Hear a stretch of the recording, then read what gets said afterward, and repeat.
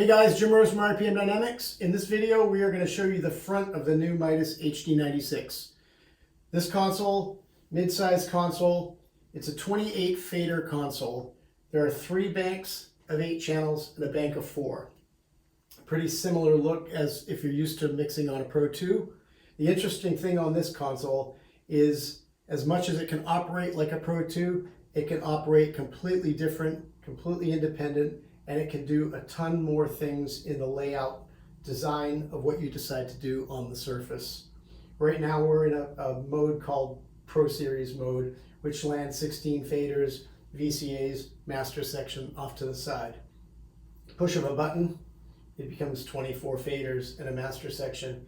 The interesting thing about this is all of these bays can independently be controlled to be anything you want, from groups like a VCA or an input or an output to totally configurable user groups that could have anything and everything mixed in them.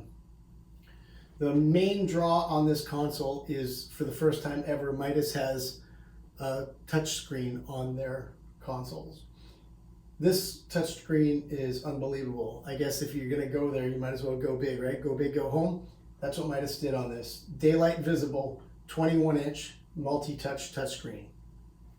There's 8 assignable knobs here. These knobs can be used for many, many different features as you scroll through the touchscreen and set up different directions that you want to go on the console. It's awesome.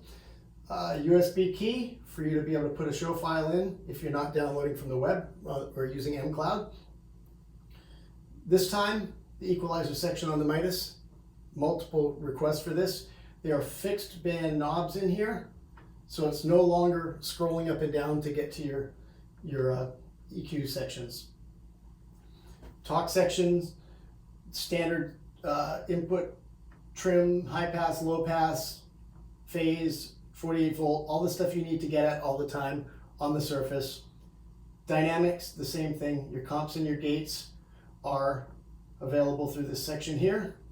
There's main bus, pan, delay, and mono sends. So this whole section here becomes your channel strip for whatever input you might have selected. Over on this corner here, there's 2 headphone buses. Like on a larger Pro Series, there's 2 different headphone jacks, one on this side, one on this side. This is your A side, this is your B side. So you have 2 separate headphone buses you can send through the console. Solo buses, A and B. Talk mic, and this master section here is nice to have here because on this console, all of these bays can become something independent. When they do, if you so choose to not be using this as a master section, you can move them up to this little section here that has rotary encoders. And if you change the operation here, you can actually move what you have set here, and you can actually move those masters down to your surface if you need them, so be it at that time. You can move these things around. Kind of cool. This middle section, it's no longer a pop group section like on a Pro Series. Now these are user modes buttons. These can be used to either set up things like pop groups.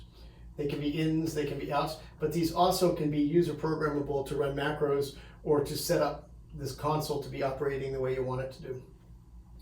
These user knobs here are, through this assignable control thing, they can be set up to be multiple things. And when you set them to be what you want them to be, from your gain to your high pass to your 48 volts to pan, anything that you want to do, send on, turn on your stereo, you can do all of that by setting these knobs to be that. So on channel 16 here, this assigns this to stereo. This becomes my pan knob when I'm in this mode. If I turn down to here, this becomes my digital trim. This turns on 48 volts. Really easy to get at everything for the surface. But the interesting thing you're going to learn about this console once you start mixing on it is, because of the power of the screen, as you start to learn the console, as cool as this input section can be for your input channel, you start to be drawn to the screen and start to do more on the screen and utilize this section less. It's weird, you wouldn't expect it, but it just does it because the information on the screen is overwhelming. So this is the surface of the console. It's pretty cool. We'll get into things that it can do in other videos. We just wanted to give you an overall layout of what is where on this surface. Oh, one of the things I didn't mention, the screens on these now are high resolution multicolor screens. You can snap pictures on your phone, upload them, put them in there, so you can put people's faces into these blocks if you wanted to. You're going to be blown away by the contrast and how easy it is to see everything that are on these screens. They're unbelievable. And one of the cool things is because of the resolution of these screens, you're no longer limited to like 4 characters or 8 characters or 10 characters.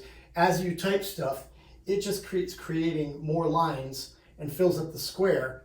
So you're no longer stuck with having to say that your guitar stage left 1 has to be GTSL1. That one's easy, but there's certain instruments that when you start typing them out, you really are trying to figure out that 4 or 6 digit code that would make sense for it.